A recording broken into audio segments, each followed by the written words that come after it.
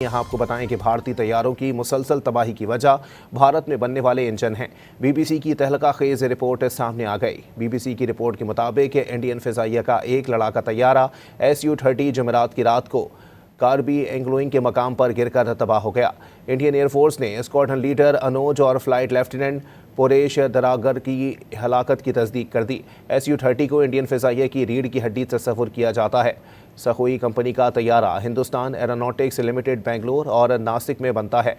Indian air force के पास SU-30 साख्त के 272 fighter जहाज थे जो अब 260 रह गए हैं।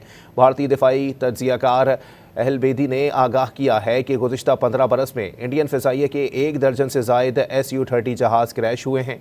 इंडियन फिजाइया जहाज़ों के क्रैश होने की इंक्वायरी रिपोर्ट खुफिया रखती है। भारतीय इंडस्ट्रीज राय के मुताबिक SU-30 तैयारे के इंजन में कुछ खराबी है। चंद बरस कबल भी SU-30 के इंजन में खराबी का मामला दबा दिया गया था।